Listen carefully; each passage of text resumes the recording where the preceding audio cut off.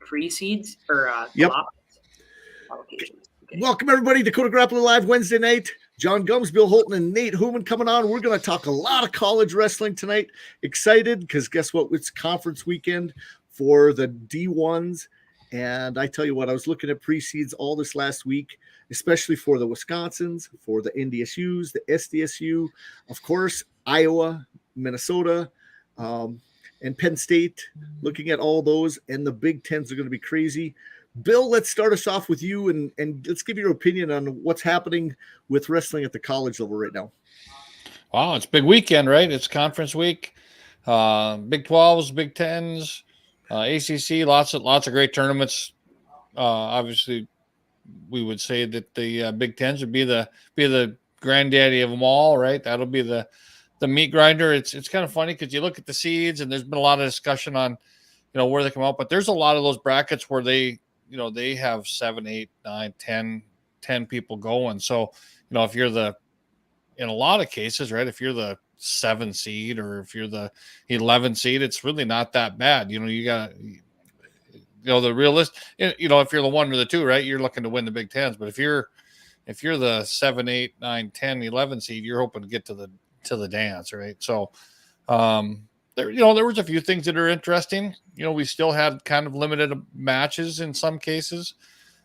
Big Tens, I would say somebody like Abe Assad at 184 from Iowa did not earn an allocation for the conference, but he's the 5 seed. So things like that happen that you kind of shake your head a little bit, but you wonder if that shouldn't almost be thrown into the mix, right? If you don't earn an allocation, you can't earn a seed that's within the allocation spots. But Brady Berge, another one, didn't earn an allocation. He's a 10 seed, probably pretty dangerous coming out of the 10 seed. But there's sure a lot to talk about. It'll be fun to watch. It's going to be very, very well. I guess I shouldn't say it's going to be very easy to watch, but it's going to be pretty simple to watch a lot of Big Ten wrestling this weekend. Some of it will be on Big Ten Plus, but you'll get a lot of it on the Big Ten Network. Semis Friday night or Saturday night, finals Sunday. A lot of other matches in there. I look forward to it. The Big 12s again. They'll be on. I think someone should probably verify this, but I think it's on ESPN2. Yep, that's correct. Could be ESPNU, but I think it's ESPN2. And I don't know. I didn't look at the exact schedule last year. I know the Big Tens finals finished and you change the channel and you got right into the Big 12 finals. Hopefully it's the same way this year because I would hate to have to try to flip back and forth to try to watch matches. But I'm looking forward to all those. And how about you, Nate? What are you looking forward to? No, just looking forward to watching some good wrestling. It's fun kind of wind the high school season down, and then you jump right into the super regional tournaments and qualifying tournaments for some of those college teams. So I was following that pretty closely last weekend. And, yeah, just looking forward to watching some good wrestling this weekend. So I do find it interesting, what Bill's talking about there, like the winning percentage and, your RPI played a big role. And a lot of these coaches, I understand what they're doing with COVID and, they're trying to get their guys healthy and peak for these Big Ten and national tournaments. But I find it interesting. A lot of teams, some teams still did a big tournament. They made up the Midlands or the Men Open, and they still had the Las Vegas.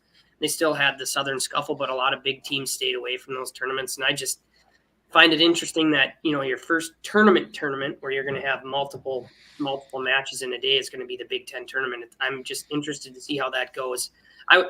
As a fan, I would like to see all those teams at least have to do or choose to do one big tournament, because I think that's part of the reason so many fans are maybe a little bit disappointed with, good guys either not wrestling or not meeting up. You can't really do that if you enter a tournament, so I don't know, just some thoughts that come to my mind. Yeah, absolutely. Well, I thought of that too. I tried to look at matchups. Some of those top ranked guys have not even had a chance to see each other. Or they just don't. Yeah. Or there's a lot of them had chances, but they didn't. But they avoided it. Yeah. They didn't step on the mat, right? Yeah. Well, I was just looking here. I mentioned Abe Assad at 184. He did not earn an allocation. Big Ten's got 12 spots, and he's outside of that 12, right? So, isn't that crazy? And he's a 5 seed. But I mean, I'm not saying doesn't deserve the 5 seed, but it is kind of interesting when it happens that way. Yeah. Mm-hmm. It'd be nice if there's, a lot of teams I think are like between that 15 and 18, and I would like to see guys as a fan be around that 22 to 25 before Big Tens. I know there's a lot of. I was looking back at old brackets where you kind of look at watching guys that won national titles, how many matches they had by the time they were done with the national tournament. A lot of those guys were between 35 and 40. And I don't think we'll ever see that again, but it'd be nice to see like 22 to 25 before Big Tens, and then finish up after nationals with a little over 30. Well, what's the magic number, right? Kale was 159-0. Yeah. So that's not wrestling 20 matches a year. No.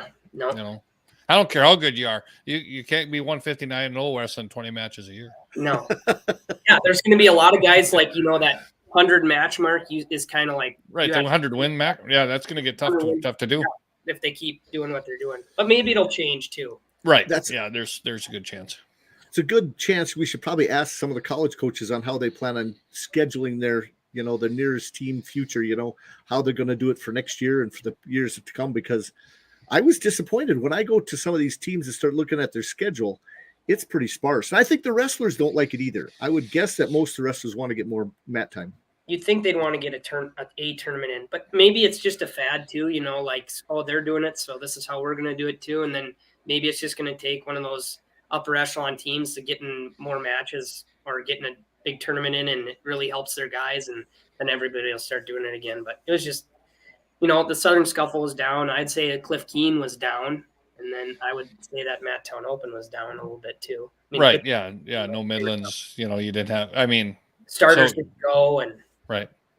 No Iowa. That was, mm-hmm. Obviously an issue there. Well, I tell you what. Let's talk a little bit. You keep going quick. Well, Nate touched on it, and this is obviously the biggest thing that happened around here the last weekend was we had the super regionals, the NCAA Division II Super Regional in Moorhead, and obviously there was 6 of them that happened around the country. I was there. It was a great tournament. It's the same tournament as it's always been, Nate. It was crazy. The tournament just builds to a crescendo, and by the time you get to the blood round or somewhere in that way, it just gets louder and louder, and everywhere you look, there's big things happening. Probably the biggest one that happened early was Reese Barnhart winning in the quarterfinals or in the semifinals. That was big, and it was really a good tournament. It always is.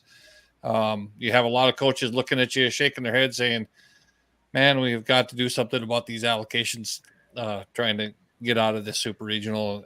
It's just, and it's not sour grapes. It just is so tough and such high quality. And I think that, from coaches I talked to this year, I think the quality was deeper and better again this year than it has been. Than the last couple of years even. And it was kind of wild. It seemed like, as you watch the tournament happen, right? Augustana had a great day, and they just kept going. It just kept kind of rolling the whole time. St. Cloud had it seemed like kind of a bad round. They lost some of those matches in the semis, which, as Nate knows, we don't see that a lot, right? You see a lot of times it's 9 guys in the finals type deal. So you threw some pretty good wrestlers in the Huskies into the Wrestlebacks, which kind of throws a wrench in things. But if I remember right, I think they qualified 8. 8 or 7. I think 7. I think Augie qualified 8. They have a good tournament. They could win national champ. Well, absolutely. They'll be in there for a team trophy. Right. Central Oklahoma has a bunch. Nebraska, Omaha will be tough, but they definitely have a shot. You place in this region, you got a pretty good chance you're gonna All-American. So, it was really, Parkside looked good. Northern had a good day. Mary had, they had good. The tough thing was when you were watching that as it went, looked like Mary was not having a very good tournament. And then the Wrestlebacks came around and they fought their way back through and ended up with 4 guys going and a whisker from a 5th. The very last match of the tournament. So then as a UMary alum at 174. That's the toughest weight class, I would say, in the entire tournament. And they have Mary has a returning national qualifier, Max Bruss, who was in the blood round last year in a 12-man bracket or 13-man bracket, whatever it was. And he's, ranked number 5, and he's wrestling 1-point matches. Like, all those guys, I think, would place top 8, but only 3 get to go. It's just crazy. But there's cases like that all the time. There is every year. Absolutely.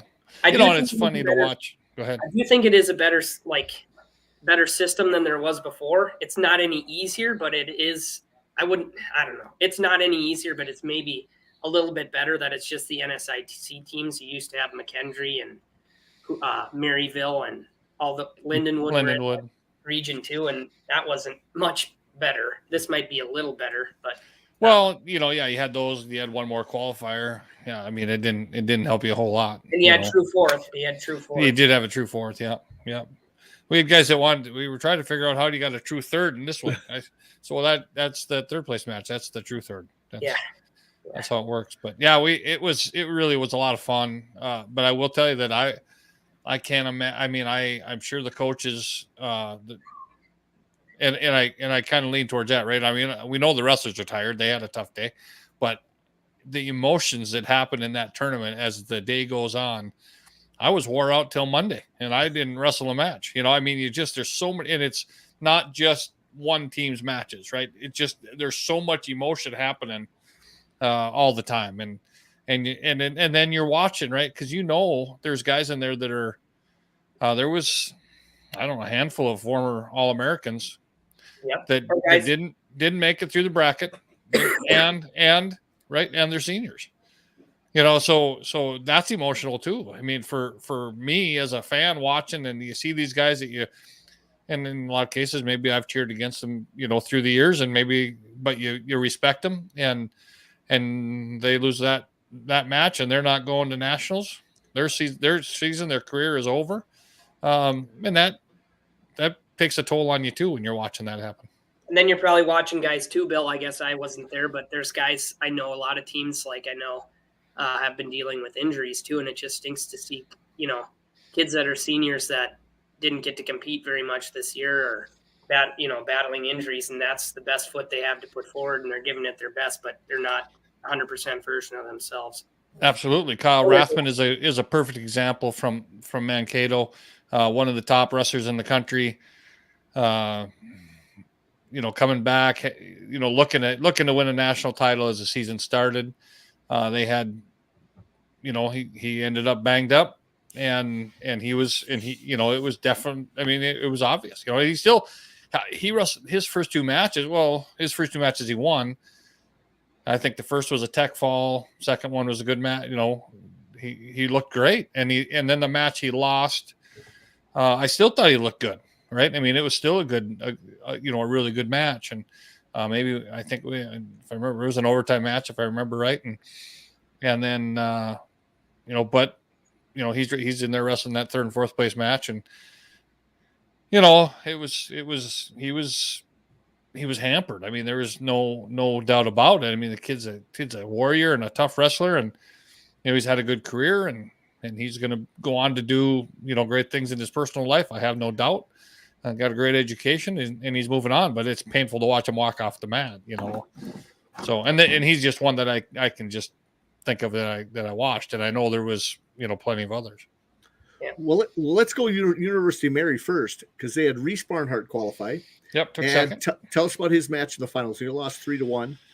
That Huffman really likes to jack up underhooks. He's kind of an upper body wrestler, and I watched the match. He's slowed Reese down, and he kind of, he did that in the first duel too. I think, were you there, John? I think yes.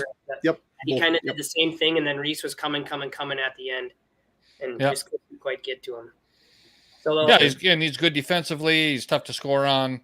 Doesn't create a lot of attacks, where he's going underneath you or anything. So Reese has been great in the scrambles this year. Comes out on top a lot of those, and those positions either were stalemated or.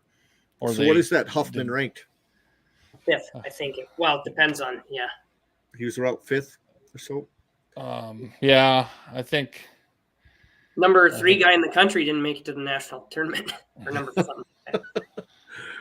Yeah. Yeah. For Iowa did not have the greatest tournament, Bill. No, they actually have. Yeah, they didn't have a great season, but they didn't have a great tournament. They were, yeah, they get. To be honest with you, they kind of saw some got some gas tank issues, some of that kind of stuff. So, yeah, they didn't have a great tournament, at all. And then Huber qualified. Oh, you can talk about that too. That Huffman that Reese wrestled, he just doesn't. I mean, he gets an attack to score on Reese, but there's not a lot of exchanges where Reese can score on a re-attack or anything like that. So, yeah. Well, Huber had to go into sudden death overtime, wasn't it, for him to? He did, in the third place match. It was, that was, it was pretty wild match actually. He toughed it out, came out on top. Okay, and then Leo Mashinsky at 165. And that was another close victory. Mm-hmm. Right. Yeah. Was that overtime also? It was a close match. I don't. One match or 1 point match. Yeah, it was close. 4-3. 4-3. Yeah. Right. It was right in front of me. But yeah. So, but he wrestled good. And then Kaler got to take down in overtime to go to nationals too. Kaler. Yep. Yeah, he wrestled a really good match there too. Well, the one that surprised me, because we go down to the duel, we went down to Northern. We'll talk about Northern next. That match between Kaler and Huss. And remember that match? That was nuts. The big double he had. He looks really tough. He ended up qualifying, taking second in that. Yeah, he actually had a great tournament. Looked really good. Lost to, returning All-American in the finals. Cole did 3-1. What's that? Close, good match too. Yeah. And Noah Ryan's, he's a man. I mean, he's so St. Cloud, he's a 5th or 6th year senior, returning, I don't know, 7th place maybe or 5th or something last year. So he's solid, and Cole wrestled good. He's coming. I should know that, but what year is he in school? Well, I think he was a junior, but he probably still has 2 years of eligibility left. Okay. You know what I'm saying? So, because of the COVID year. And then they're 184 counter qualified. Trenton Kasich had a real good tournament. Hopefully, he's I guess it's not a secret, right? He had tape on his knee, so it's he's not going to fool anybody. He's a little hampered, but he's so explosive, and he had a good day. Ended up taking third. He'll be ready to go, I think. Maybe he's just taping his knee, so maybe slow it down a little bit. Maybe that's it. Yeah, that's an idea. So they shoot at that one. That's the one you defend best. And Wyatt Turnquist at 149 pounds, winner native, number 1 seed, ended up losing to 4 seed from St. Cloud, Novak, and ended up taking third. And he looked good. I would say I think he's got a really good chance of All-American. Well, that Novak didn't have any matches going into the regions. Well, you never know who's going to start in your St. Cloud. I mean, it was 0-0 when I looked at the bracket. They just didn't report him. Is that what it was? Yeah. Okay. But they do wrestle-offs late in the year. So if they just did a couple open tournaments and then they wrestled mostly duels, and then there's a good portion of St. Cloud season where they got a couple duels canceled there, and I'm sure a lot of those guys actually probably, they weren't 0-0, but they didn't have a ton of matches. Right. Yeah. No, I'm sure he probably, I think if I remember right, I think he wrestled at Concordia, he wrestled at D-Dub. Well, they're 57-pounder. Herrera that won the weight class at 157. He wasn't their starter all year. He was not their starter all year long. Their starter last year was Colby Noss, returning All-American, maybe third. I couldn't remember if it was second or third. And he, And actually, Colby Noss's only losses all year were to Herrera. So. And 65, same thing. They had 65, same thing. Yep. Dominic. Yep. Yeah. So it's a good tournament. I say it all the time. I know there's a lot of stuff going on. Everybody comes, and then of course South Dakota State was going on at the same time, but anything you can do to make it to that tournament, I think is worth the time. I know there's youth tournaments going on, and there was a good crowd. Augustana traveled well. St. Cloud always travels well. Mankato had people there. Northern traveled well. Mary did. It was really a good tournament, and it was fun. Then Minot didn't qualify anybody. I wanted Jordan Will to get him, but heavyweight was loaded. Yeah, and then I do want to talk about heavyweight before we get done. Definitely. Yeah. Okay, and then the Minot boy, where didn't he wrestle? Did he get hurt? Kelby? What's his name? Yeah, Kelby. I think those two are back and forth the whole year.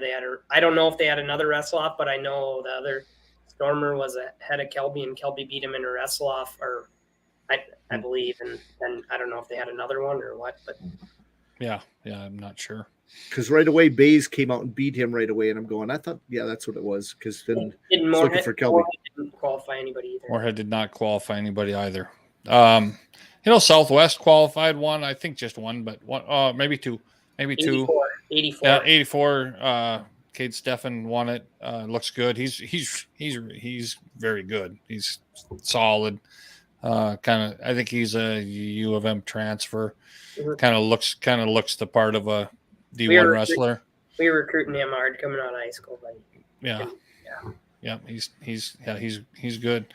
Heavyweight, we go to heavyweight, and Darrell Mason from Mankato, who was undefeated coming in, was the 2 seed. Wrestled Cameron Teacher, last year's national champ in the finals, who also was undefeated, and Darrell ends up winning it in ultimate rideouts. Had some gutty mat returns I saw. Holy cow! It really was good. I mean, they were. So yeah, that's what happened, right? It was 1-1, and 1-1 ended up Teacher picks down after the 2-minute sudden victory, and Darrell rode him out.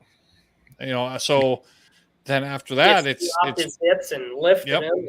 Yeah, if you watch, there's a little video out there. It's pretty. There's one time he kind of kicks that leg way back and kicks forward to gain some momentum to lift that big ox.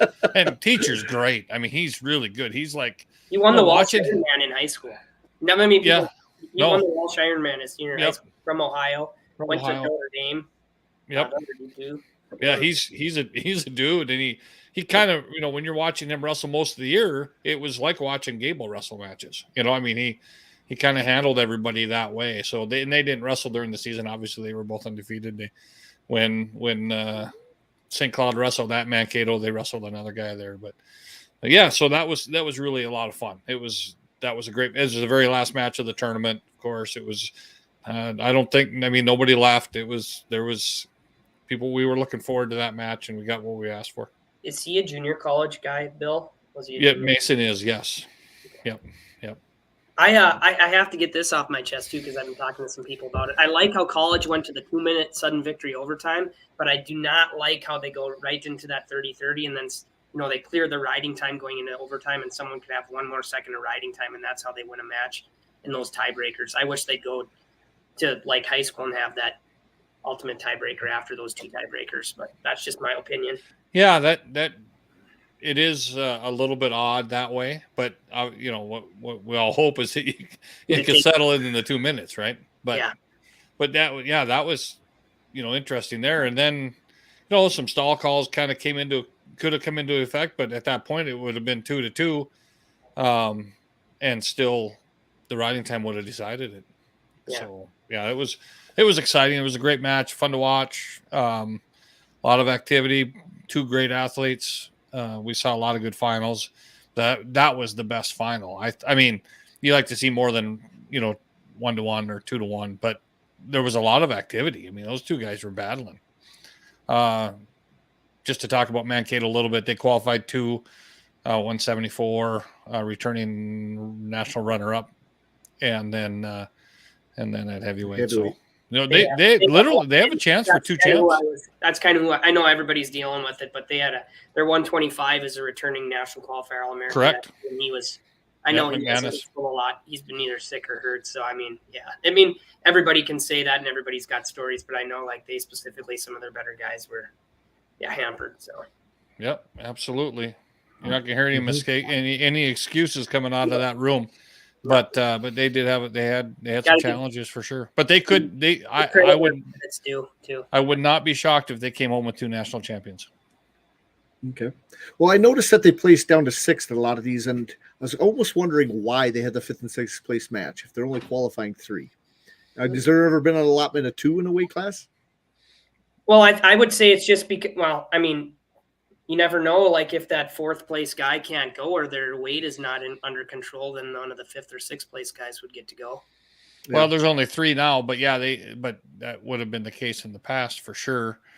Think about it. I mean, they got 3 mats set up there. I mean, there's no sense. There's no reason not to wrestle. You get lots of wrestling, and I know that fifth place match is tough. If that third place guy can't go and the 4th place guy gets hurt or can't, right? Correct. Yep, you got to have someone there. Absolutely. Yep. Okay, well, awesome. I was thinking a lot. Let's just talk just a touch about what's happening this weekend, because this weekend is the NAI National Championship match. Coy Spooner qualified for Division III Nationals too. Oh, for Coast Guard. Yeah. Oh, I don't know if he won the tournament. I didn't see, but I know I saw something that he qualified. I did see that too. I did not look at their bracket, but yeah, I saw that too. And he's had a heck of a year, from what I. And in that NAI, Dickinson did not qualify anybody. We kind of were off the air before. We talked just a little bit about it. And Jamestown qualified 1 person, and that's this weekend in. I can't remember where you said, Bill. Wichita Falls, Kansas. You said Dakota Wesleyan got 1 too. Dakota Wesleyan got 1. Darian Malone at 133 pounds. So good luck to all those guys. We'll be following there. Our friend Jason Bryant will be announcing at that tournament again, like he always does. So.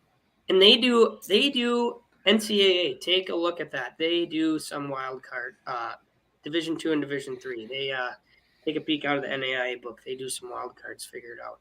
Yep. Okay. Well, of course, it's just like when Shauna Kemp was on last week and mentioned it, but they can qualify 12, right? Mm-hmm.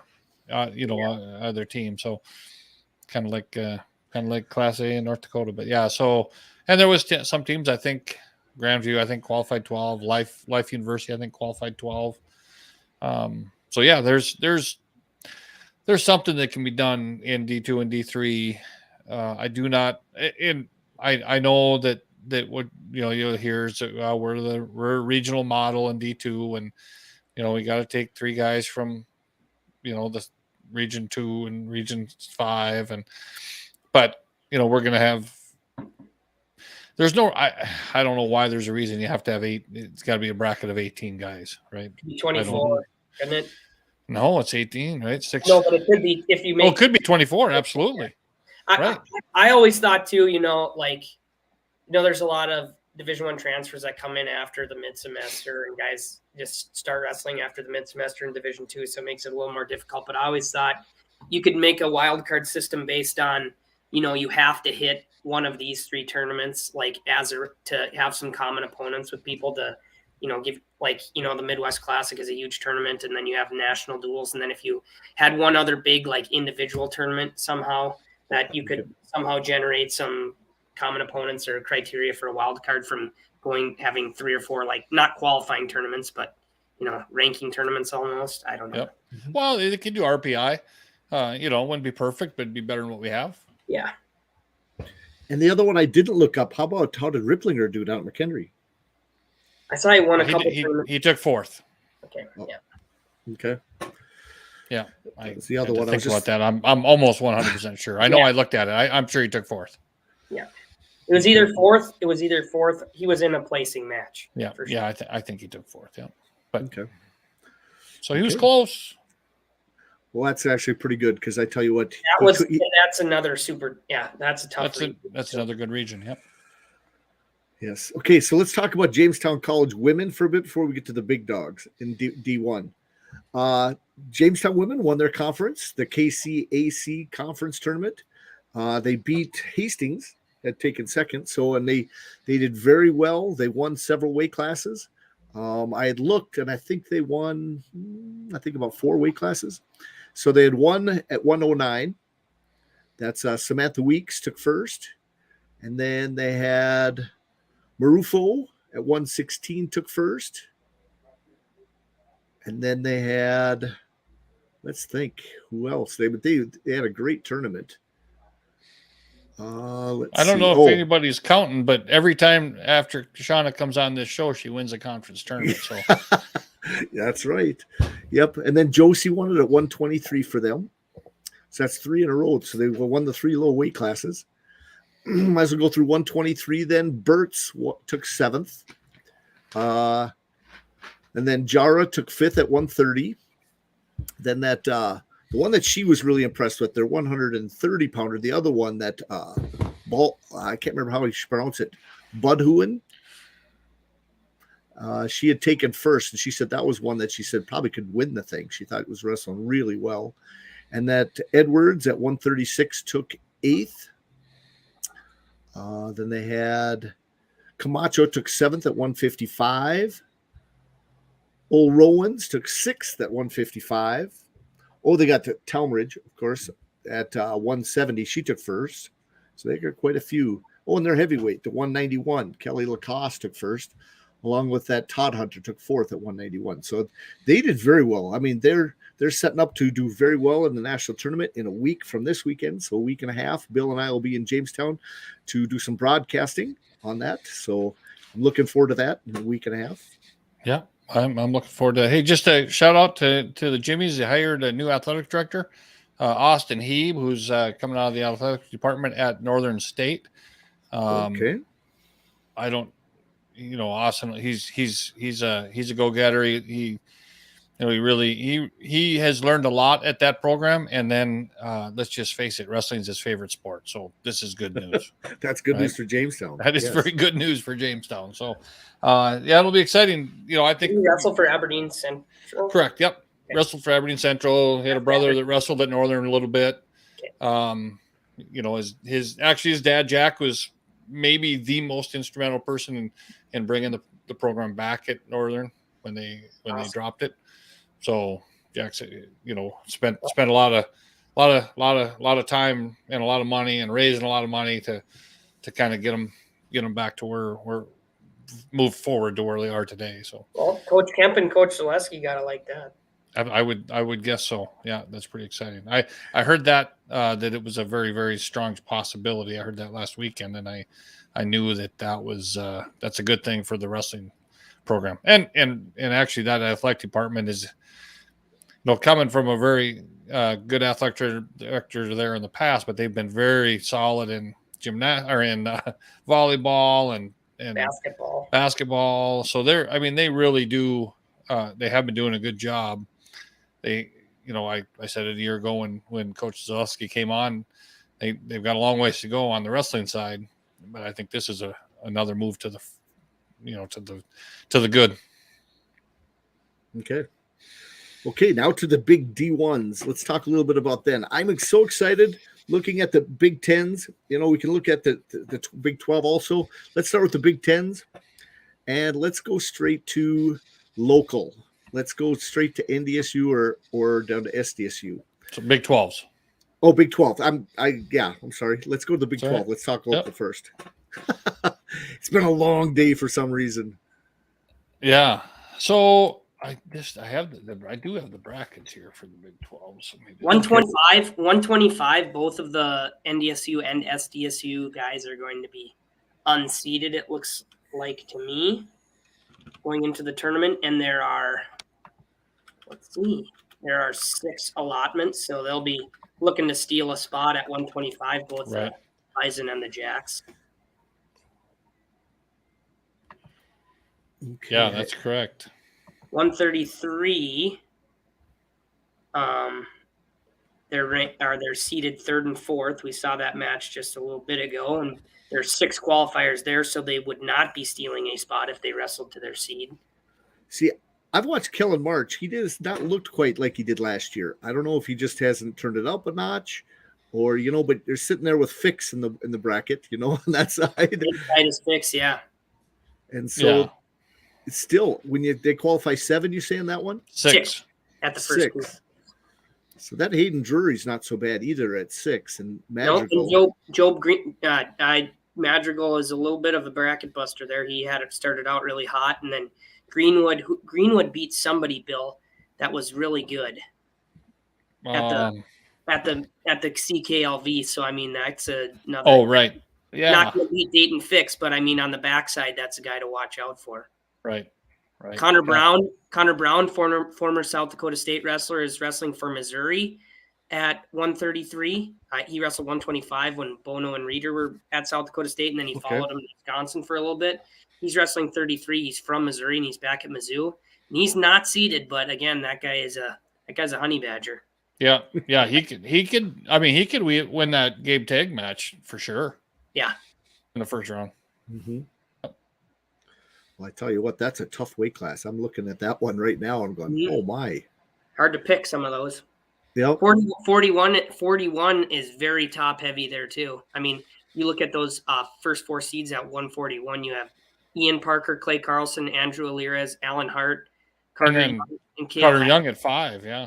Yeah, I mean, but those top, I would say Carter Young and Cale Happel are like on another tier almost after those top 4. But those top 4, I don't know who I would pick to make the finals. Do you, Bill? Alan Hart's good. Alirez is good. Yeah. Well, I'm going to Carlson to make the finals. I would pick Carlson to make the finals. There's been a couple times he's disappointed me, but I think he's really good. So there's been times where I kind of bragged on him, and then he had a down match or whatever. But I think he's really good, and I think he can win this bracket. Well, they qualify 7 at this weight class, so Drogemiller's going to need to steal a spot. Yeah. He's been there. He's done before. He has done that before. And so I don't know. We talked a little bit of NDSU off the side, and NDSU has not stepped up. Hopefully, this is the spot where they got to do it. We'll see if there's some big, scufflings afterwards if they do not perform in the Big 12. Well, I would say, obviously, we were all disappointed in their performance at South Dakota State, and I can guarantee the coaching staff was too. Right? I mean, I have to believe that you handle that by shaking your hand, saying, "Get on the bus, let's get the heck out of here," and just let's pretend this didn't happen. We got to go back and get to where we've been, a few weeks before. So, and then 149 falls off. They only qualify 4 here at that weight class. Yeah, a little bit of a down weight, I think, in the Big 12. I'm pulling for Jared Deegan. He's from Montana. Yep. Yeah, and I really he lets guys shoot in on his legs and then drapes over the top and scrambles and beats guys. He's from Belgrade.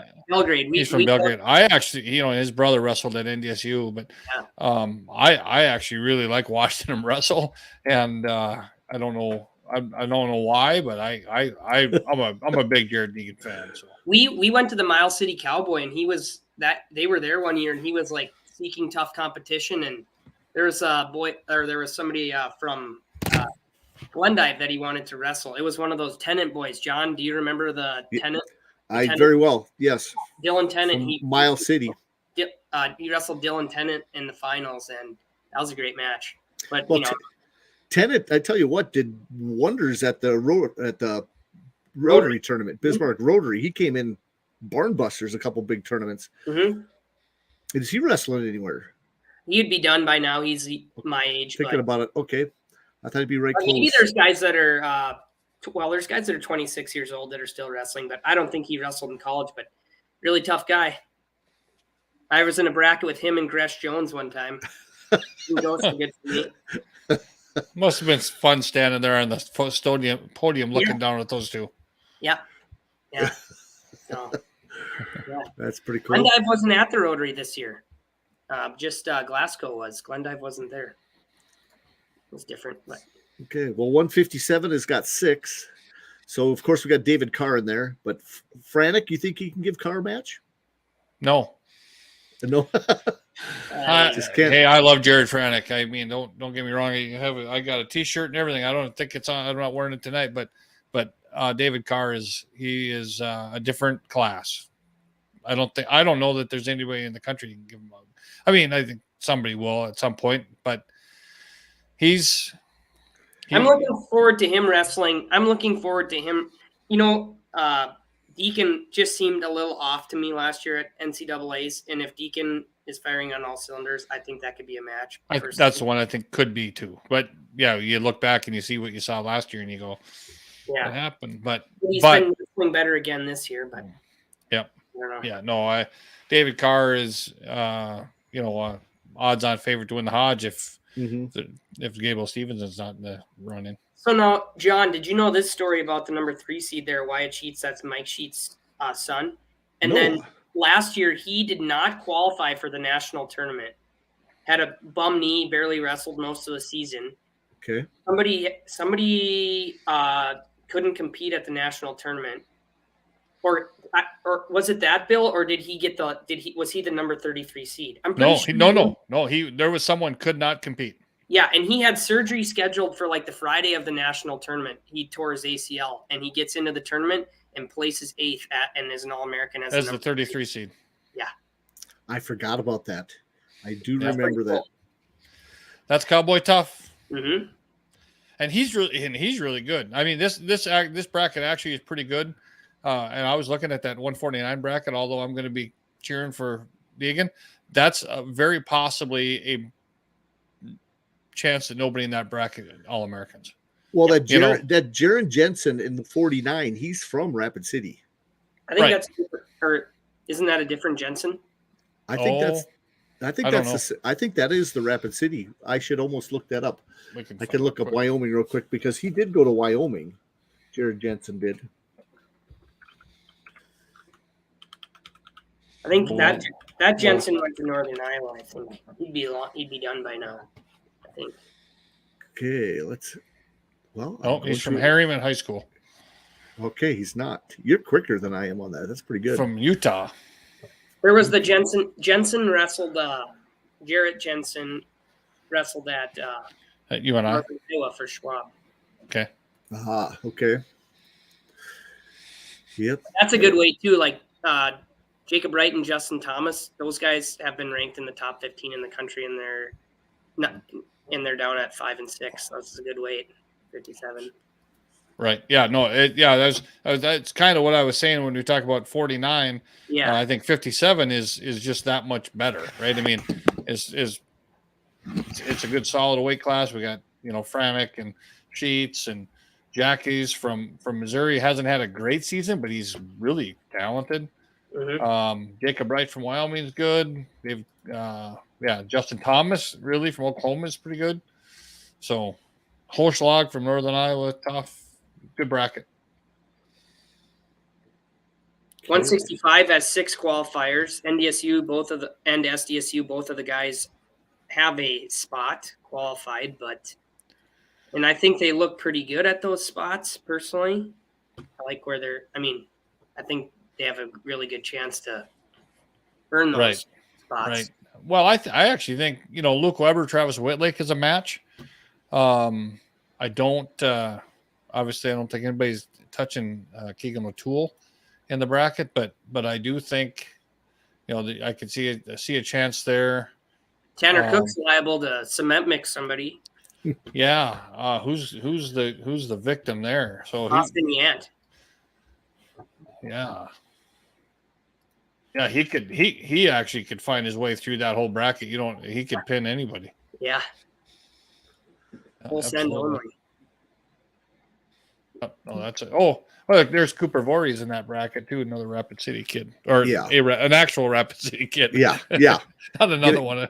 Get it right, get it right, Gums. Yes. He's in the 165. Yeah. Oh, yep. I'm looking at something different. They have somebody else in there. They must have put. Okay, so they put Voorhees in. This is from earlier in the week, what I'm looking at, but it had Cole Moody in the bracket. Oh, well, the bracket I've got has him in there. I don't know. Maybe I'm wrong. Awesome. Voorhees is in. That's awesome. Yep. They've been wrestling him all over. I've seen him 157. I haven't seen him at 57, but 65, 74, and 84 in a duel. I even saw him wrestle, I think. But Branch does that. Okay. 74, I see that there are 8 qualifiers at 174. So both guys from NDSU and SDSU earned themselves a qualifying spot. That's a pretty good bracket too. Yes. Yeah, it is. Yeah, absolutely. Let's see. Peyton Marco in Missouri is a 6. I mean, that's a pretty good guy at the 6. Hasn't had a great year, but he's been ranked in the top 10 at the beginning of the year. He's kind of dealt with some injuries. Yep. Aiden Hastings is from Sheridan, Wyoming. He's an actual Wyoming kid. Okay. DeVos, yeah. Joel Devine from Iowa State's looked really good. That's a good bracket. I could see why they qualified. Brenner wrestled good at the scuffle, correct? Yep. Yeah, I could see. I don't see anybody in there that really changes. I think that they qualify 8. I think you got 8 seeds that are probably going to hold up in that bracket. 84, yeah. Big 12 qualifies. I'd say the Big 12 is back, or very close. I do too. Yeah. Well, you put Missouri in there. Northern Iowa has really, has stepped it up. Oklahoma State's not, hasn't really changed. Oklahoma is maybe down a little bit this year. But and then, everybody else is solid. So, yep. Oklahoma, I think Lou Roselli's just trying to figure out who, like, the type of guys he wants to recruit to Oklahoma, like not really being from that part of the country. Personally, right. I mean, you look at Lou Roselli as a coach at Ohio State when he was Tom Ryan's assistant and all the guys that he was the RTC coach there, and he was putting guys in the world team. Their guys are ready to wrestle. It's just he's got to, it takes time. I read somebody somewhere was saying how, don't know how much longer Oklahoma is going to give Lou Roselli at Oklahoma, and I'm just kind of like, really? I mean, I think that's a silly comment, but I mean, it is. You do want to see it there. I have no doubt that they have a little bit of a quick finger because they, the standards are pretty high. Yeah. And he's not he just isn't going to get the Oklahoma kids, right? Yeah. I mean, it's kind of like if you're in Iowa, you're not getting many, you're not getting the best Iowa kids unless you're in black and gold. So, but he's got to find the other ones, whether they're in California or they're Ohio. All it might take is a couple guys that maybe they're the number 2 or the number 3 out of Oklahoma, and he gets them going and coaches them up. Yeah, then those kids might want to go there. Yep.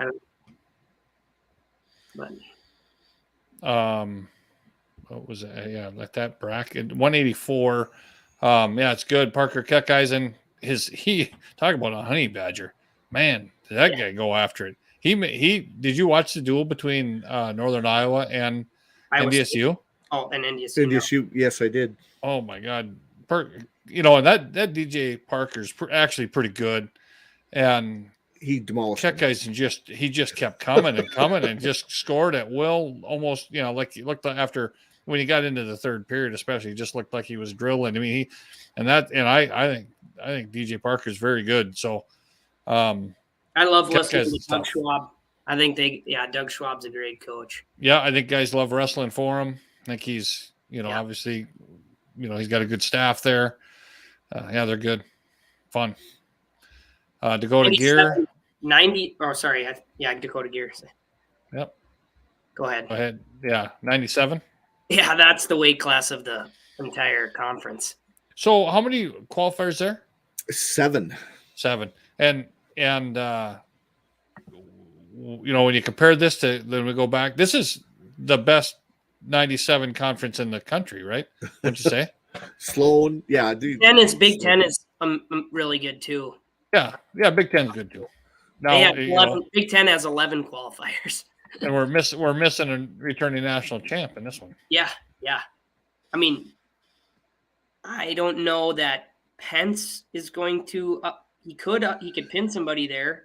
I don't know if he could make a run and beat all those guys and win the tournament. But outside of Pence, if you look at the number 5 up, I could see any of those guys winning the tournament.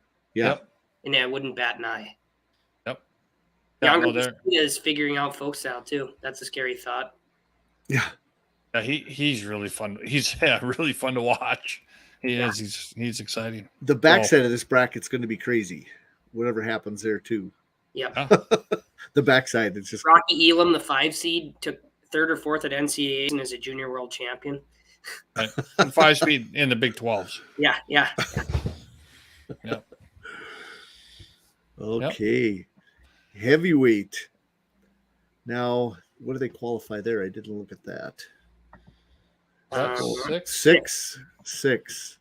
And So I think if I remember right, Metzi is 6, right? So he's got to wrestle to a seed. He can't make a whole lot, and he I feel that he will. I mean, he surely should, but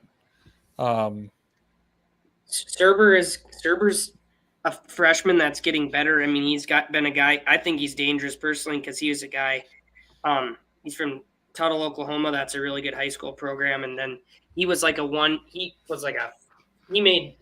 was a 182 pounder as a senior in high school, and they did the cowboy bulk job on him. So like, I think he's dangerous because he's got leg attacks and things like that. Like he wrestles like a lightweight guy. So it might be a bad matchup for some guys, Right. He's not going to stop coming. Right. Okay. No, SDSU, he looked pretty good. Neville's at times, I've watched him, and him being a 4, I thought he might, but I didn't look at his exact results. I thought he might be a top 2, but I forgot how Elam was in there and looking at that. So, yep. Yeah, it'll be a good tournament. I wish it was closer, but it's Oklahoma. If I was going to go to one, I guess I'd go to Big Tens, but I got other things I have to do. So, but this way I can watch them both. Imagine if it's good that Nebraska's in the Big Ten, but imagine if Nebraska was still in the Big 12. Yeah, I think Nebraska personally. I think Nebraska would win the Big 12 if they were still in the Big 12 with the team they have this year. Yeah. Nebraska's got a nice team. I watched the Iowa-Nebraska duel, and they gave Iowa down to the wire match. Yeah, came down to heavyweight. Ridge Lovett is my favorite. Well, we're going to talk about the Big Ten, but Ridge Lovett might be one of my favorite guys to watch wrestle. If you want to argue about that, you're going to have to go to a different room because I feel the same way. Oh, that's pretty good. Okay, so let's go to the Big Tens. And the Big Ten precedes. Yeah, these brackets obviously aren't out yet, but the precedes and the coaches vote on these. I don't see them changing at all because then, some coach would have to say they were wrong and they won't do that. So I think they're pretty accurate. Some of these, it's interesting,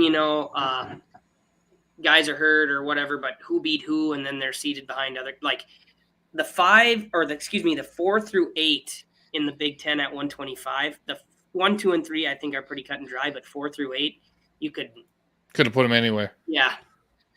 Well, Drake Ayala, has 3 losses to Patrick McKee, who's seated. But he's beaten Schroeder. I know. It's just the way. Yeah. It's the way it is. Yeah.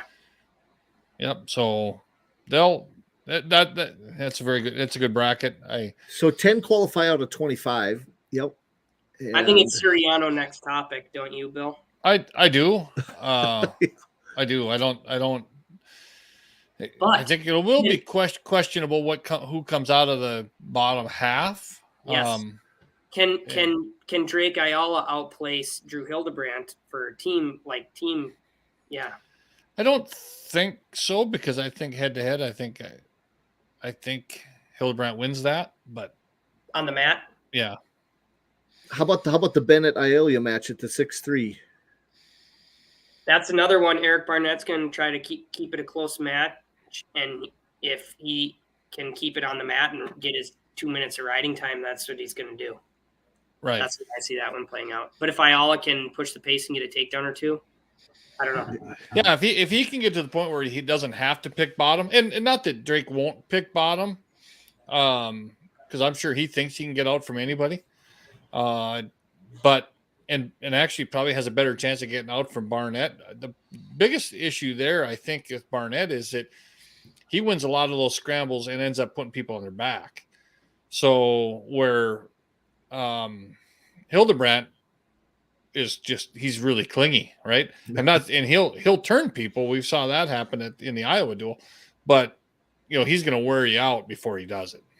Yeah. Barnett's good when he's huge. Barnett's good when he gets double boots in too. Yeah. And McKee, like the matches that Ayala wrestled McKee, you think Ayala's going to get away, and then it's a mat return, and he's just sticky on top too. And takes a lot of energy after you get put back down sometimes, and you get broke down flat to build. And then riding time. So. See, I've been a McKee fan for a long time. How bad is Suriano going to put it to him? He majored him when they wrestled. Well, he throttled him in the duel, but that could be different. I mean, it doesn't. I think he wins. I think Suriano wins, but McKee, who knows? I mean, he's this will be a different time off the scale. It'll be all kinds of stuff that could be different. But good point with the scale, 125 pounder. Yeah. I think another one that to watch for here is Cardani from Illinois. Looked really good. I think he's tough at the 10. He could win some matches on the front side and throw somebody seated ahead of him into the backside. So okay. No, it'll be. I think it's Suriano Hildebrandt in the finals. And I think Suriano wins, but okay, be interesting. Devin Schroeder's 2-time. He's not. Absolutely. Schroeder's tough too. He's on the same side as Suriano, but I mean that guy's a 2-time Big Ten finalist already. Yeah. Yep. Okay, Bravo Young and DeSanto. Next weight, 133. Yeah. Bravo Young, gosh, he's just hard to beat. I'm not sure if anybody can get in on him consistently. He looks so calm, cool, and collected when he wrestles anymore. Yeah. Like nothing really bothers him. And I mean, the best guys are like that, but he looks like he is just relaxing out there. Really does. Yeah. No, he kind of reminds me of Mark Hall or even, Aaron Brooks, that in that way, except he's got great leg attacks. He's not going to take a ton of them, but he's probably going to finish when he takes them. He reacts so well to everything. He's got a good, shot off a shot. He reacts to everything. Yep. He's fast. I don't think DeSanto wins that match. I do think it's there two in the finals. I think they're separated far enough apart, but there's some other really good guys in this bracket that are going to be interesting. Lucas Bird's really good. Rayvon Foley. I'm looking forward to that. If that 2-3 semi holds out, I mean, I'm an Iowa fan, but Lucas Bird is good. Oof. Yeah, they've had close matches. They have a 1-point match last year at Big Ten. Yep. But he beat him. DeSantos also beat him pretty good too. But I would like to know a couple of those Iowa guys. They have their hand taped up, and DeSantos, one of them. He never used to have to tape up his right hand, but now it's pretty much always taped up. I'd like to know what's wrong with his hand, how much that because they say he used to be able to squeeze people and they'd be black and blue in their armpit, with his right hand inside tie with his fireman's carry. And I don't know if over the top. Yeah, if he maybe can't quite squeeze as good as he used to. Not that, but it'd be interesting to know. Well, I remember I saw pictures before that Spencer Lee tweeted out that he had 4 finger marks. Yeah, that were there. I mean, you just know that's from he always grabs the exact same spot and you just wears you out. So yeah, he's a beast. And then we got to get our Kyle Berwick to jump a spot since they qualify 10. I think that's realistic too. I really do. I do too. I watched the match when he wrestled Matt Ramos. Serrano was a close match, really close match. I guess you guys remember the score of the Oliveri match? I watched it, but I can't remember. It was close. I actually like his first round match. If it's 11-6 versus Hudkins, if that's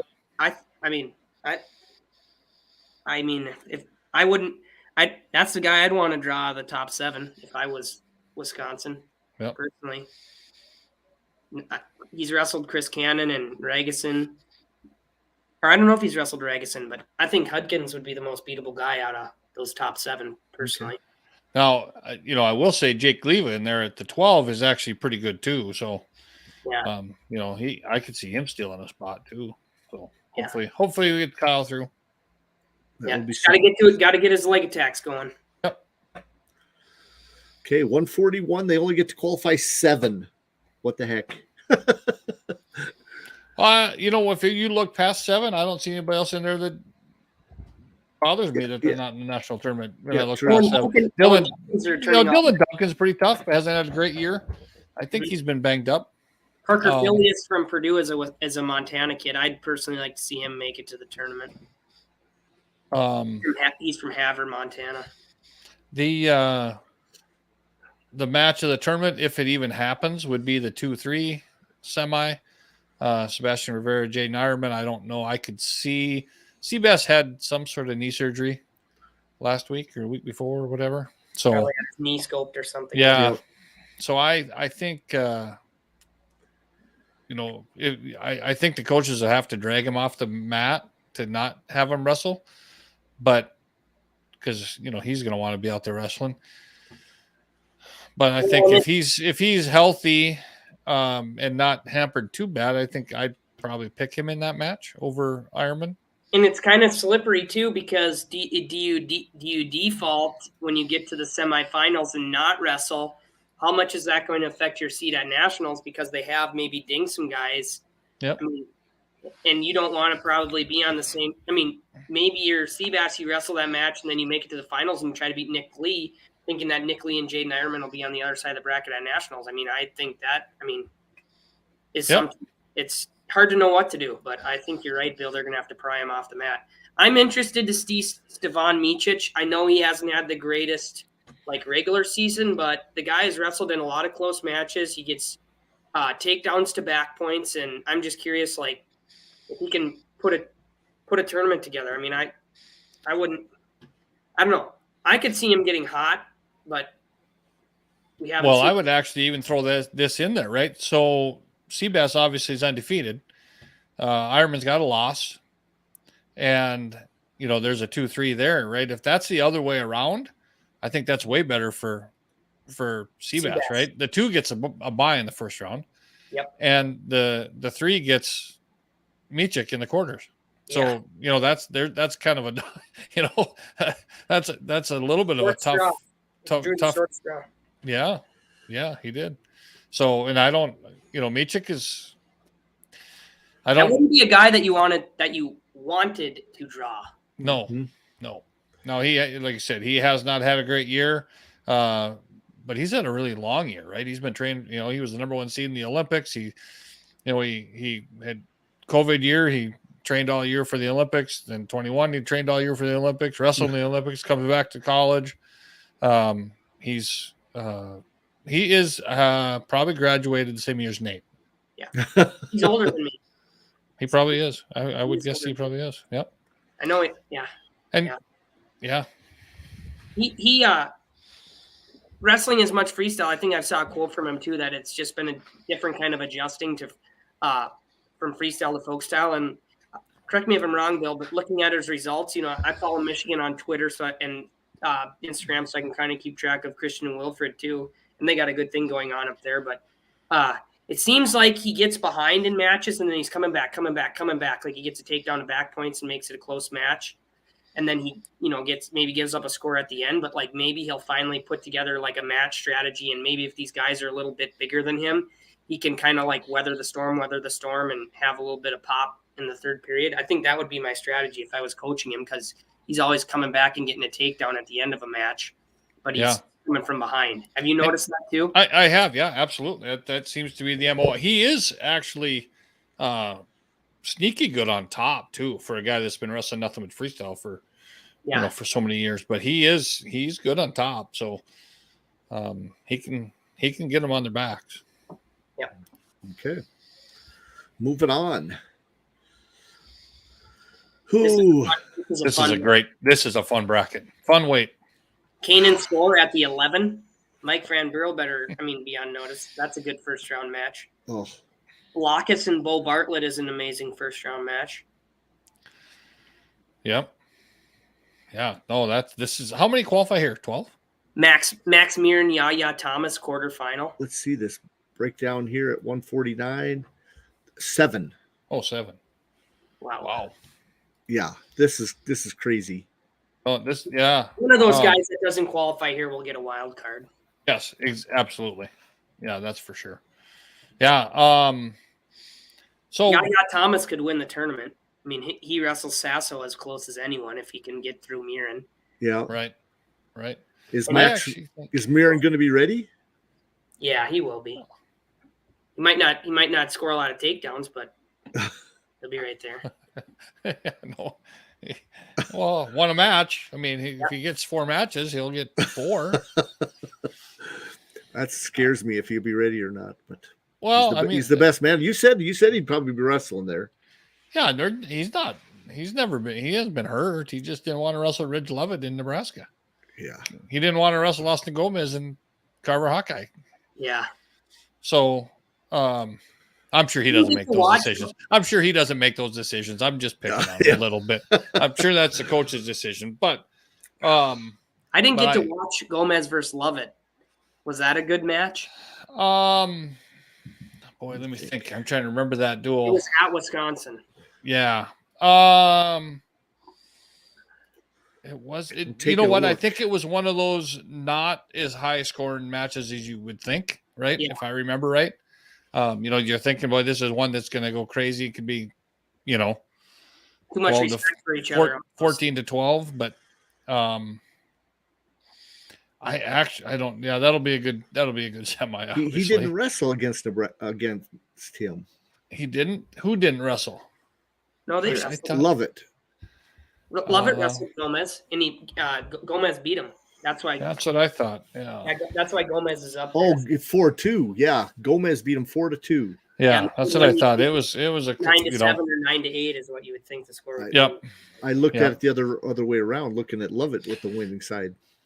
Nope. Yep. Yeah. Both So those guys can go feet to back from about anywhere, though. They can, and they're both really, good in the scramble. They're both good. Well, Lovett I think is better on top. Mm-hmm. I love watching him wrestle. I think he looked, as Nate would say. I mean, and he's fun to watch. He's fun to watch. He loves to wrestle. I mean, he just, he wants to be there out there. He wants to create exchanges. I'd like to see him wrestle Sasso in the finals, but and he leg rides to turn people. He doesn't ride. He leg rides to turn people. Yep. John, did you see his takedown from his butt against Penn State? I did, yes. Unbelievable. Yep. Yeah. I just shake my head. Some people are so athletic. We're planning on going to their team camp this summer. It should be fun to get to meet some of those guys. Is that where we're thinking of going now? Yeah. I did not know that. Yes. That sounds great. Robert Kokesh, the camp counselor. Fun. Yep, from Wagner, South Dakota. Definitely. 157, Deacon. Caleb Young. He's been wrestling a lot better. Everybody dug him a shallow grave, but I think he started off pretty weak or maybe under par, I would say. He's cutting a lot of weight too. He's cutting the most weight out of anybody on that team. I know for a fact he is. Yeah. So I mean, it just might have took him a while to get adjusted.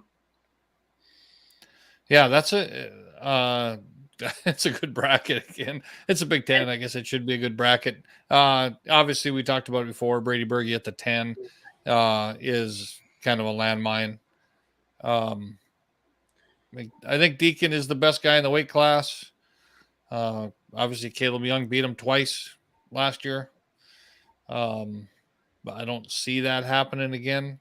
I don't know. Yeah, those 3 versus 6 and 4 versus 5 quarterfinals will be good matches too. Oh yeah. Oh yeah. Peyton Robb, I watched Nebraska a lot this year, and Peyton Robb looked good, but he loses every close match. But he wrestled David Carr at the Daktronics as close as anybody has all year, and he beat Austin O'Connor. So I mean, sometimes. If I were, I'm not a Division I wrestling coach, and I'm not nearly as good of a wrestler as Peyton Robb, but sometimes when he gets behind on bottom, he tries to get a little rolly. And, right. Yeah. Would you agree, Bill? I would. Yeah, absolutely. But, I don't know. He's kind of, I don't know. Maybe I heard that he was 6-6 in his last 12 matches.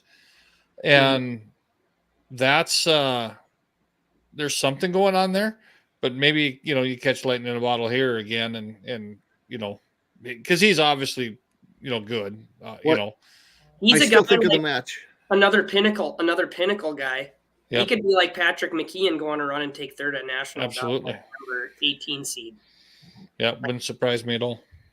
Yeah, the young Rob match, I remember watching that one too. And that was, Rob ended up winning 6-3 or losing 6-3, but he was in that match the whole time. Yes. Yeah. And so it's just like the overtime loss he had to the Michigan guy, Lawan. He lost to him in overtime. I think I watched that in a Sunday somewhere over the Big Ten. An interesting match. There was a review on a takedown there. Yep. I don't remember. Yeah. Mm-hmm. Yeah. So, I watch as much as I can, but my memory isn't as good as it used to be. Oh yeah. 165. I tell you this will be fun. That is a fun weight class. They only get to qualify 7. Let's see. Neil Carlson seems low to me, and he's been wrestling guys pretty. Like, he gave Marinelli a good match. I feel like he's wrestled some of these guys really tough, and it really doesn't show in his seed. Well, yeah, mostly probably because they're losses, right? I mean, but he could, he could win a 1-point match just as easily as lose one. So, right. I think he's one that could, steal one here for sure. I think he's, he can beat a Caleb Fisher, a Bronigal. Yeah. Heck, he could maybe beat Cameron Amin. He hasn't looked all that great either. So that's a match that he could win 3-2, 4-3, something like that. Win shot. I'd say the top 3 are your top 3. Absolutely. Yeah. And I think, I don't. It's when you watch the Karchla Marinelli match, it's hard to. I shouldn't say it's hard to see a path to victory for Marinelli, but I could definitely see that match going the exact same way again. Obviously, Marinelli knows how to wrestle in the Big Tens. He's done pretty good there over the years. He couldn't take him down, though, right? He couldn't take him down. Correct.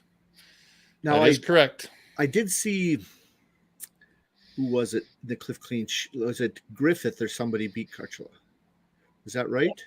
Shane Griffith, if I remember right. And yep. Just trying to figure out. And then Evan Wick has beaten Griffith twice, and Alex Marinelli has beaten Wick. I think time they not this year, but yeah, has in the past. Yeah. I think Wick's a different wrestler than he has been in the past, but I want to see a Wick Marinelli match at some point at the national tournament. But that would make fights, yeah. Yep, that'll be a good one. And Dean Hamidi, I probably like watching him wrestle every bit as much as Ridge Levitt. Fun to watch, dangerous, good scrambler, good leg attacks, looking for pins, true freshman. Think about that. True freshman. Yeah. A year ago, he was wrestling the Illinois State tournament. And dangerous. I tell you what, that 4-5 there is going to be quite the match. I don't think they'll touch our Ohio State guy, but no, not at all.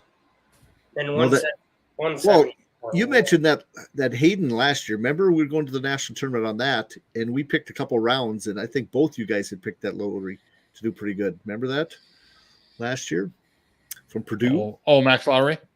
Yep. Yeah. Yep. Okay. 74. Ended up kind of a. That top 5 is a really good top 5. Yeah, it is. It's really good. Oh. Could be your. Oh, I guess it's good. There's some good guys coming out of the ACC too, but I mean, you look at that and you're like, man, that could be the top 5 in the NCAA tournament. I wouldn't bat an eye, but I would have liked to have seen Kemmerer and Massa wrestle before. I know Massa beat Labriola, but I personally think that Labriola is a bad matchup for Kemmerer for whatever reason. It always is. But I think Kemmerer beats Massa personally. But they didn't wrestle. They didn't wrestle, and and maybe Kemmerer exacts revenge on Starocki. I'm pulling for Kemmerer. I wish he wasn't hurt. I hope he wins the national title. Well, this is one of those that I got wrong in the national finals last year to Bill again. Well, Carter looked good, and I think he'll be. I think this is very likely the way that this bracket turns out, just like that. I think it's Kemmerer could be third or something, but I think there's a pretty good chance that it seeds. I really like Bailey O'Reilly at 6.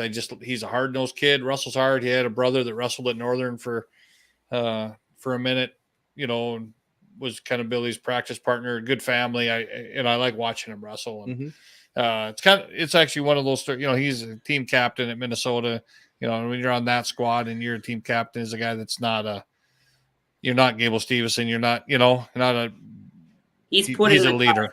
He's put in the time. Yep. He's worked hard. So I like watching him. I like, and he wrestles hard. I actually like watching him wrestle. So, but Ethan Smith he's dangerous at the 4-5. O'Reilly's taken Smith and Labriola like right down to the wire. He's a guy that's in really good shape and is coming the whole time. Yep. Yeah, Smith gave Kemmerer all he wanted. I remember McNally all the way down at the 11. He got hot last year in nationals was in the round of 12, and he's all the way down at the 11 seed. So yeah, I don't know, but and nine house beat Labriola. Mm-hmm. Right. Yep. Well, Labs, and he'll take some of those weird losses, at times. So, it's that'll be a fun bracket. We'll look forward to that one. 84 is wow, dude. 84 is pretty good. Olympic bronze medalist, seeded number 2 in the Big Ten. Yep. Yeah, down a weight. Yeah. Kind of. So,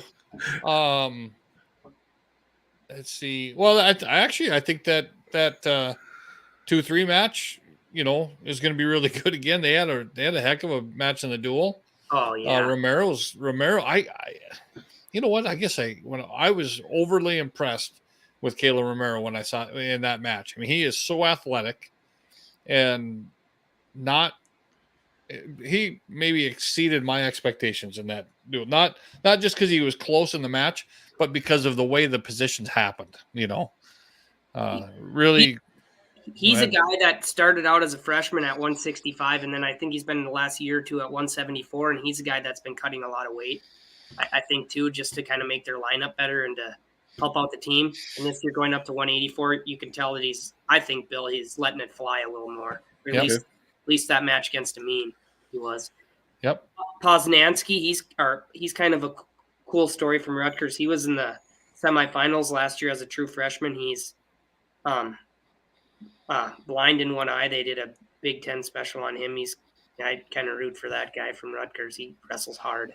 Yeah, actually, I'd have to look to see but he had a great start to the season, and then it's kind of tailed off a little bit.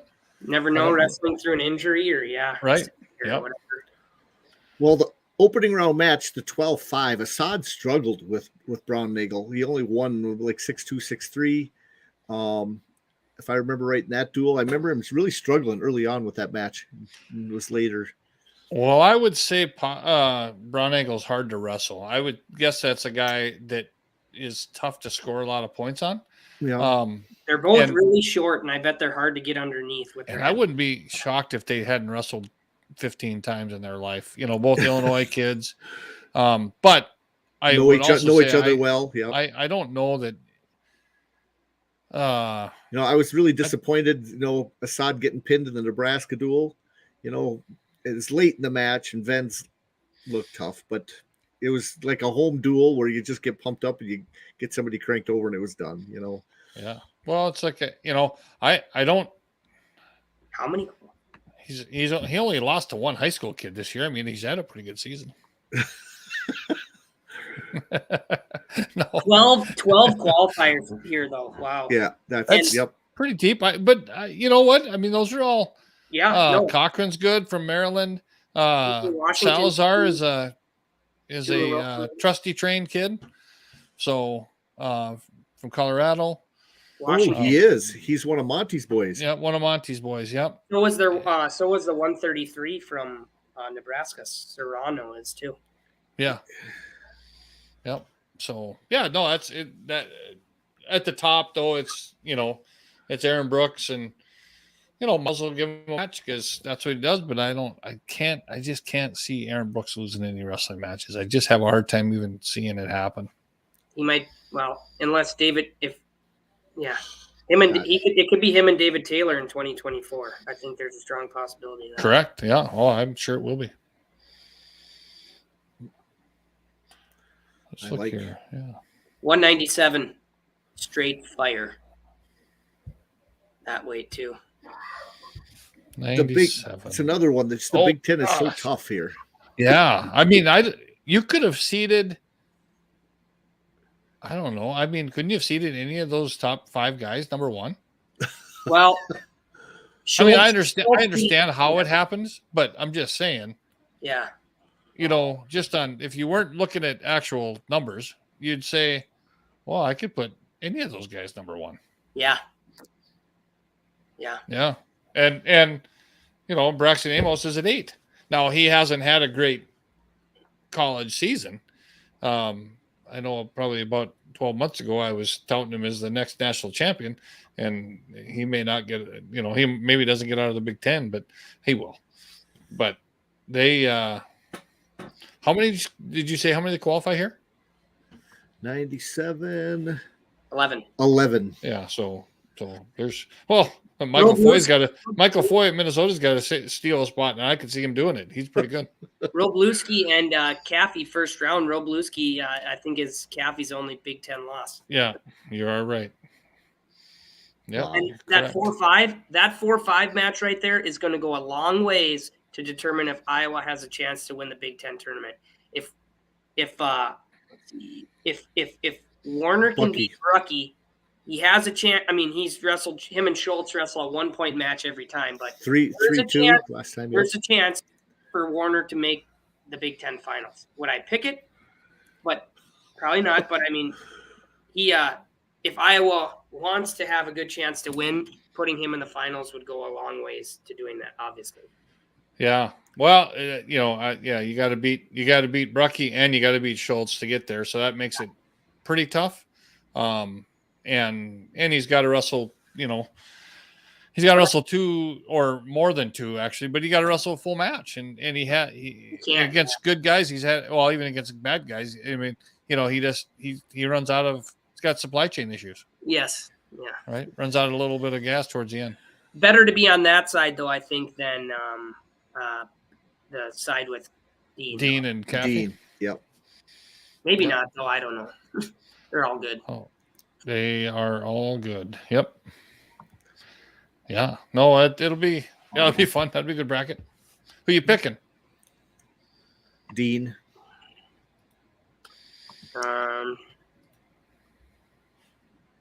Eric Schultz has never won Big Tens. I'll pick Eric Schultz.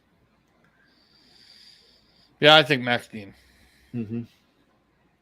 I actually think a Max Dean Eric Schultz match would be very good. I'd like to see that. A lot of people were complaining about when Eric Schultz wrestled at Penn State, and there was some of those stall calls there. But I don't know if you watched that match, Bill, but I didn't have a problem with the way that match was officiated, how it went down in the third period. Oh. I thought those stall calls, I know there's like 3 stall calls in like 30 seconds, but I think by the letter of the law, I thought that'll happen sometimes. Yeah, you get one and then you back out of bounds, or Yeah. Yep. Yeah, it'll happen. I forgot about that. Penn State could literally, their backup could be seated he has beaten Cam Caffey. Beard could be the number. Michael Beard, yeah. 3 or 4 seat at this weight. Yep. And then heavyweight, which of course I'm going to go out on a limb. I think Gable Stevenson wins this one. It's a bold prediction. Bold move, Cotton. Yeah. Yeah, but that being said, the 2-3 semi could go a long way to seeing who wins the Big Tens too. And actually, and the national tournament, because it could make a decision on where you end up And the bracket. seated at the national tournament too. Yep. Right. I think, because whoever loses that match will be the 4. Whoever wins will be on the same side as Gable. Colton Schultz. Oh yeah. I don't know. You could actually on the same side as Colton Schultz, and that I think, yeah.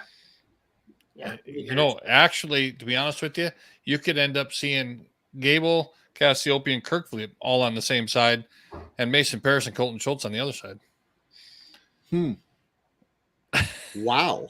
Because that'd be crazy. Schultz would get the 1. No, Gable will get the 1, but if Schultz gets the 2, Cassiope could get the 3. And then, but now you wonder who's gonna. So if it'd be 3-6, and then it depends what Paris does in the wrestlebacks, right? Yeah. If Paris beats, Davison is a bad draw too. Lucas Davison beat Tony Cassiope a couple times this summer in freestyle. He's really a tough guy too. If Paris beats Cassiope or Kirk for 3rd, that changes things there a little bit too. Yeah. Do you remember how he talked that we were looking forward to the Paris Cassiope match last year a ton? But I think Cassiope's just taking it that much bigger than Paris every time. Well, they haven't wrestled this year, but I will look forward to seeing that match. But it'd be, I'm not sure for if 3rd place. So I know you love the Penn State guy. Paris seemed personally built, and John, you might not you disagree with me, but Paris seems like he was scoring a lot more leg attacks last year, and he's really good on top. Exactly come to a turn, but I haven't seen on his feet the same sense of urgency or the same output on his in neutral, and maybe that's because he doesn't want to shoot underneath those big guys anymore. But he used to do that, and he'd get in on an extended single, and I'm on some of these heavyweights with hips on him, and he'd come up through the middle. It was just unbelievable. Yep. But yeah. Lucas Davison is tough there too, guys. That's the second time I've said it. And so is Christian Lance, Trent Hilger, Tate Orndorff are both All-Americans at the 7 and 8 too. Right. Well, Luffman's not bad at Illinois either. No. Michael Wolff, he is a former Navy SEAL getting his master's degree in chemical engineering or something. Yep. Yeah, I always make bad comparisons because I always look at Iowa, but Cassiope beat Kirk Follett, 7-2. He beat Hilger 9-0. He beat, Gable Stevenson beat him 17-7. That was his only loss. Or no, he got pinned that opening match of the year. He had 6 escapes and a penalty point. It's not a bad loss. That's not a bad loss. But He did get pinned by the Princeton guy. Yeah. Yep. But that's right after coming back from wrestling nationals, basically, or whatever it was. The Worlds, yeah. And I don't think he was ready for folk style anywhere. What was the name of the Princeton guy? D. Garbino. He got D. Garbino. He got D. Garbino by the Princeton's backup. Yeah. Oh yeah. Well, I do think that the Kirk match, Cassiope match, will probably be wrestled differently. I don't think you're going to see Kirk go upper body twice in the same match without Kale coming out and hitting him on top of the head with a shoe. That there's some coaching going on in that Penn State room. I'm telling you. Penn State, they're going to be in the corner asking, and I know they allow this to happen a lot, but they're going to be yelling for Stelling on top because he does the double thigh pry, and Cassiope does a really good job of jumping sides and riding a wrist, which in college it's not really frowned upon. But if you're chirping that from the corner the whole time, what's he doing to turn? If he's just riding a wrist, I don't know. Just I'm thinking what they'd be yelling in a corner, right? Yeah. I kind of remember the Lance match against Nebraska. It was that same thing. Thigh pry there too. Yeah. Elbow, and he didn't take it to him. He only won 3-0 in that match, and it was one of those where, gosh, open it up. You can score on this guy, but 4 minutes of riding time though. Yeah, he just decided to ride him and wear him out. Have you guys heard? Well, they talk about it I still listen to Flo's podcast when I can, and they talk about insta death. If you have them for 3.5 minutes, you get 3.5 minutes of riding time, the match is over. Yeah, insta death. Yep, that'd be kind of interesting. Yep. Yeah, I was going to say. So, in a match this year, that Trenton Kasich from Northern, that the 84 pounder that qualified, that took third, he had a match this year. He had 6 minutes and 40 seconds of riding time. No. I think I saw Philip Springsteen do that once before too, when Philip Springsteen was Philip Springsteen. Well, Philip Springsteen got a hold of your arms and they weren't yours anymore. Yeah. That was probably at 65 also. You know, he'd get a hold of your wrists and you just weren't getting them back. Yeah. It's where's I gonna say too? I saw something that I hadn't seen in a long time either in a college match. I think it was the Oklahoma State Iowa duel, where that both guys, they wrestled on their feet 0-0, and then they both took neutral to start there was no riding at all. And I think I saw that again in another duel. It might have been, I can't remember where, but you don't see that very often, that nobody chooses to go underneath or take top. Yeah, that's right. Well, I got Gable first, like I said. I'm going to go on a limb, but I'll take Kirk as runner-up. Okay. I still think Mason Paris third, Cassiope fourth. Oh man, that would destroy me. I just wrote it down right here, so next week when we're talking, it'll be right here on my desk. Well, I tell you what, we're going to have to put up our top 4, maybe all of us, just email me, or I'll email Jim, and top 4 in the Big Ten in each weight. Can I get in on this? Yes, That's what I said, Nate. So just send me. I'll put it out tomorrow. I'll send you guys an email. But be prepared, Nate, because John will pick someone out of the ACC. Yeah, it happens every year. I picked a guy to make the finals last year who lost in the second round after we were already and they wouldn't let me change it. I was in the semis. Yeah, it was in the semis, and he picked a guy to win. It was in the round of 12. Yeah, I was going. I don't even know how I did my bracket wrong. I don't know how I advanced him. I'm going, what the heck? I'm going to pick the wild card here. Who the hell was it? There was a damn good wrestler too. And all of a sudden I'm going, they wouldn't let me change it. I'm going, yeah, come on. I didn't have my bracket right. I'm so excited for 184 and 197 at nationals though. I mean, wow, those weights are. Yeah. We should maybe even talk about a couple of those, maybe coming out of the ACC. Yeah, we can look at the ACC. I guess it's only been an hour and a half, so it's 174 in the ACC is quite the weight. 149 is a good weight too. You know who's really fun to watch too, and that guy throws haymakers, is the Virginia Tech 149. I'm drawing a blank on his name right now, but St. Ed's guy, St. Edward guy. Let's see here, we're talking about here it is, ACC brackets. Okay, I'm going to it too right now. Um. What weight do you say? 149 Virginia Tech. Bryce Andonian. Andonian, yeah. Oh, Andonian. Yep. Yeah. Let's see. So well, actually, yeah, another one from there is Sam Latona from Virginia Tech at 125. Another one of those. Well, Camacho last guys. year.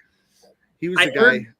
Camacho and Latona. That's a great match always. I heard on was either, I think it was, I listened to Justin Bash's podcast too. That's another good one to listen to. Yep. But he was saying North Carolina State was the only guy to allocate all 10 weights. All 10 weights, yeah. And they even mentioned something about, people spreading rumors that when John Smith wants to hang it up, Pat Pop would be at the top of the list with what he's done at North Carolina State, and he's an Oklahoma State alum. But man, with what he's doing at North Carolina State, I don't know if you can leave, but especially it'd be cool if the ACC could get 3 or 4 more wrestling schools, and that would be Clemson, yeah, some Georgia Tech, Florida State, some of those. Florida State, conference would be, and get Duke wrestling scholarships. That would be a very good conference.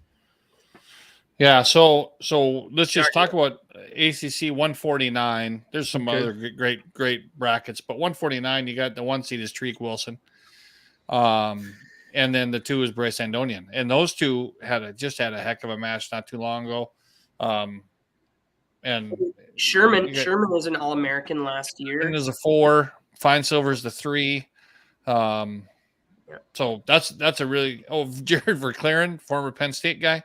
5 seed from Virginia, Cadet World Champ. So that's a really good bracket. That'll be fun to watch.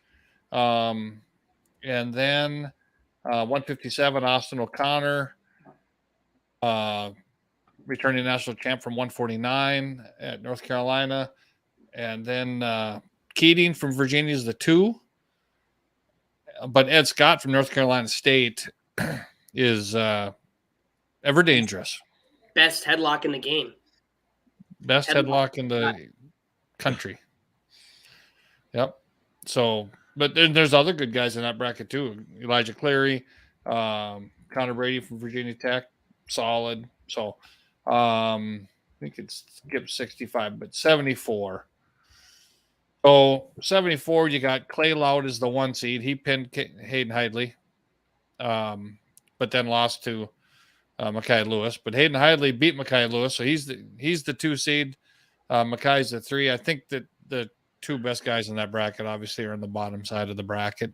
Mm-hmm. But Clay Lout is find his way in the finals. They said they see their tournament a little differently. They have like a little point system, and it's not voted on by the coaches. So it'd be interesting to see that point system. How that actually, I think wrestling. Maybe it's just track wrestling. It might be. I think Corby put it out here somewhere this week. But part of the deal is that you can't jump above more than one guy, right? Oh yeah. So that's Clay Lout. He beats Hayden Hidley. Hayden Hidley's down there. I don't know how that Hayden Hidley can go ahead of Mackay Lewis, but he can't get above Clay Lout. I don't know how. Obviously he lost there. So Mackay Lewis loses to Hayden Hidley, so he's below Hidley. He could jump over him, but he beat Lout. I don't know. I mean, it didn't. When I first saw it, it didn't make any sense to me. But you think about it a little bit more, it makes sense. But this is again one of those cases that you can have. They're all going to make it in the national tournament. And that they want to be ACC champs, but Hayden's won 4 of them already, so the 5th one isn't that important. Jeez. My question would be if Mackay, let's say Hayden Hidley beats Mackay Lewis, and then Hayden Hidley beats Lout in the finals. Does Mackay Lewis get seeded? Well, he's beaten Lout, so he would be seated ahead of him at nationals. Correct? I would probably. Think. Yep. Even though they didn't wrestle at the conference tournament. Yep. And yeah, exactly. Yeah, he should be. Even though they're 2 and 3 at the conference tournament. Yeah, I would think so. So, but as good as we were talking about 174 in the Big Ten, these are 3 really good guys here, and one that's super dangerous in Lout, and the other 2 that are just really good. Good. National champ, national runner-up. And I can even tell you that Hayden Hidley, he beat Billy one time. Oh, yeah. So, at Fargo or Tulsa. Tulsa. You know what? Who else did? Miles Amin. Hard to believe that they were in the same weight class at some point. But yeah, that's if you never want a reason to go to Tulsa, there's a reason. You can go back 10 years later and say I lost a bronze medalist or NCAA champion.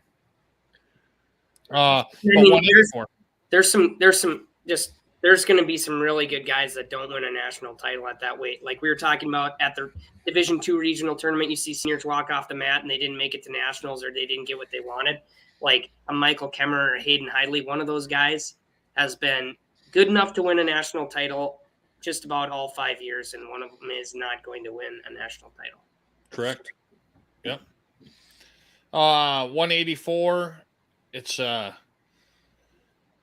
think it's going to come down to a Hunter Bolin, Trent Hidley show in the finals. Trent's the 3, but him and Kane from North Carolina will have, they'll have a good match, I'm sure. But I would pick Bolin, but I could be wrong, and it could be Kane and Hidley. But Hidley, if it's Hidley Bolin, it could go. It's a coin flip. Okay. If it's Hidley Kane, Hidley wins. But this is a good bracket. I think that Hidley has taken a step up, and I don't think he loses to Bolin anymore personally. But I know they're close matches, but I think Hidley's another guy that I think he's like 2nd or 3rd on the United States Olympic ladder too.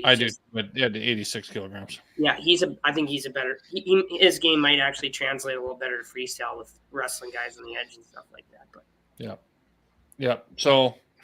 Those are probably the biggest ones for me that we talked about. Yep.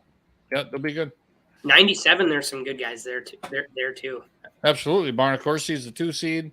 Isaac Trumbull, Nebraska kid, got a brother on wrestling for Northern State. Matt Those guys. Taylor wrestled him for 3rd and 4th in the junior Greco tournament. I remember. Okay. Yep. Jay Aiello from Virginia. Yeah, it's good. There's the ACC is really good. I mean, we talked about it last year. I actually think last year I thought the ACC was probably the second best conference. I think maybe the Big 12 might have caught them, or they're close. They're probably on par anyway. I just think it's the depth, because they only have 7 teams. If they had 9 or 10 teams, I think that they would be there. Yep. Yeah, and obviously EIWAs are happening. Conference tournaments happening all over the place. So there'll be some.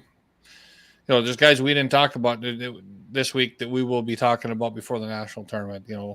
Yanni and and Pat Glory and Vito and just a lot of those guys. So that'll be exciting.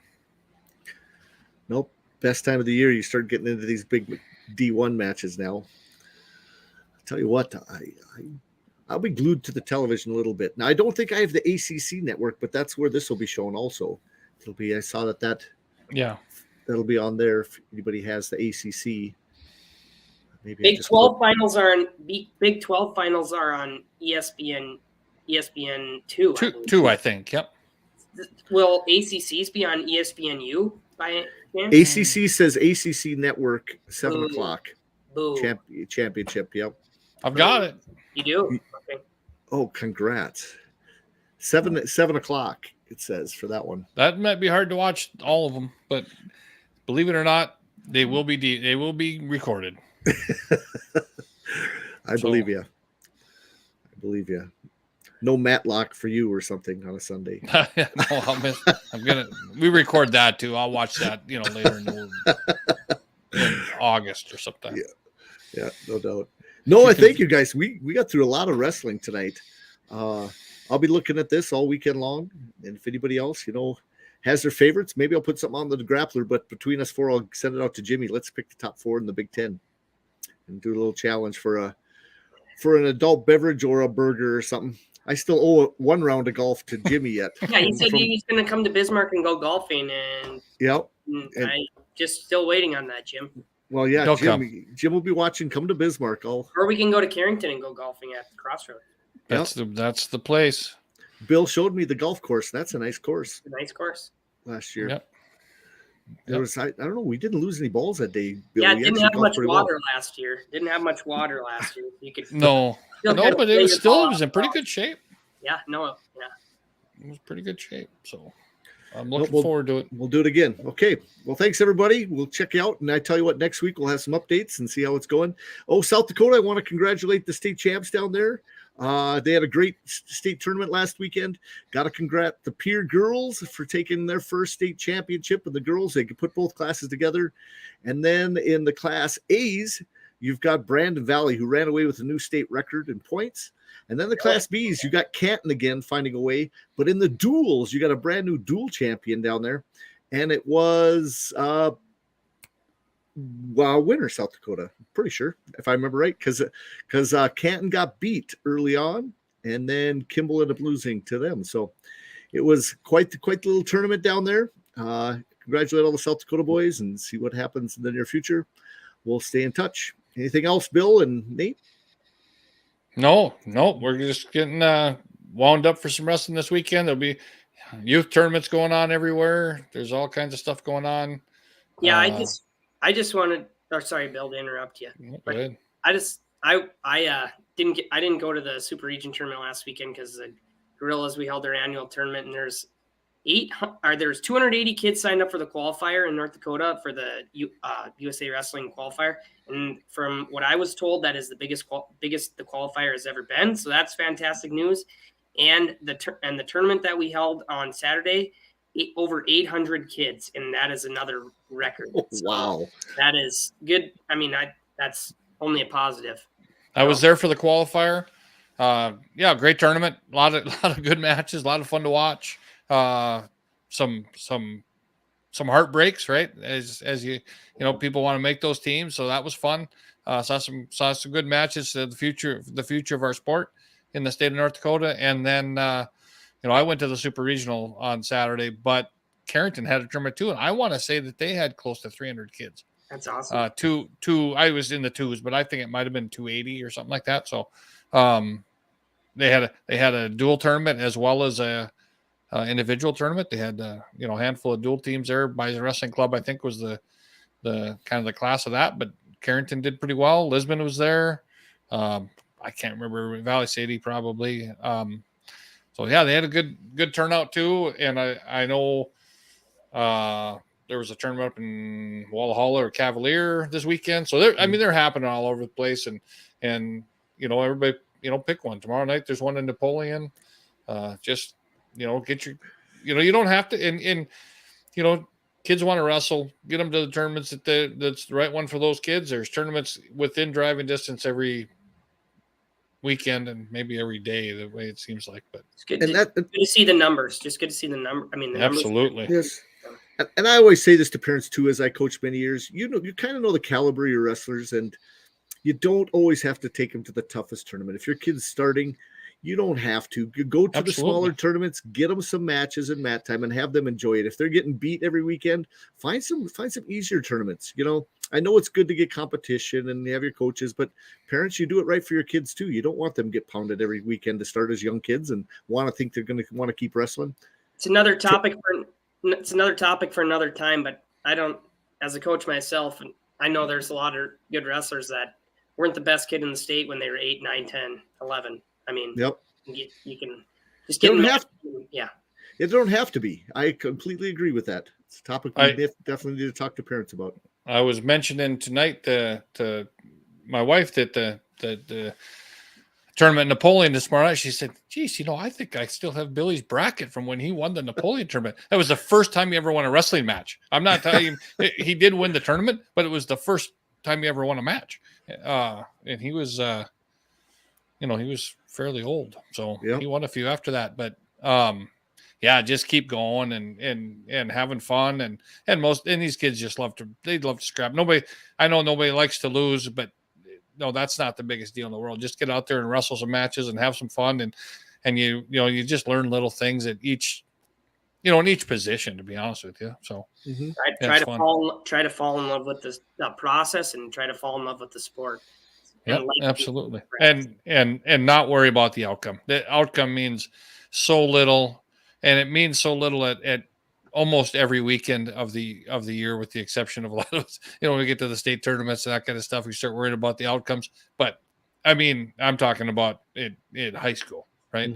I did see I saw some things at the qualifier that were disappointing. In reactions, right, of coaches or parents, and it's just get out there and get involved and have fun, and it's just such a great sport to be a part of for your entire life. Get to know the other parents. I look forward so much to talking to some of the parents that my kid wrestled over the years. My kid got a lot of taller and bigger, and there's guys that are wrestling, still 120, and they wrestled them when they were 8 to 10, or now there's kids way bigger. Get to know the people around you, because it's a great community. The timing of, the qualifier kind of has to be when it is, because you can't want to get on with the rest of the season. But it is, there were some kids that didn't wrestle, that competed in the high school season. I don't know, like they want to take a week off, or just do the fact that tournament isn't until like Easter weekend, so it's hard for some of those kids to want to keep their weight all the way down, and that's kind of a challenge for kids that are growing and stuff like that. So there'll never be anything they can do about it, but I think there are some better kids that didn't participate, but it is the way it is too. And high school kids maybe need a break, but guess what? It doesn't hurt to get in the room and wrestle, get some mat time, even if you're not going to all the tournaments. If you have time, instead of sitting at home and playing video games or whatever you do, find a match here and there. Mat time makes a difference. It really does. You learn so much in the off season because it's different. You learn your body, you learn balance, you learn so more about the sport than you can ever imagine. Just, having to go hard all the time, and put a smile on your face and enjoy it. in the spring. And Definitely. those same kids going in and coaching your younger kids, if you're really serious Absolutely. about the sport of wrestling, I think that gives you a different perspective too. And you start maybe watching technique and trying to help those kids that you wouldn't have maybe done before. And then maybe you, like I said earlier, fall in love with wrestling, just maybe the coaching part of it and watching film and things. So. Exactly. That could be a whole show. I tell you what, just talking to parents about, what they're doing at 8 and what they're doing at 15 still doesn't matter much. It's just, love the sport, and it'll get better all the time. Definitely. Okay, guys. Well, love the show. We went a long time. Nate, I'm so glad you could hop on. I love your college stuff. As deep as anybody does here. And Bill, always good.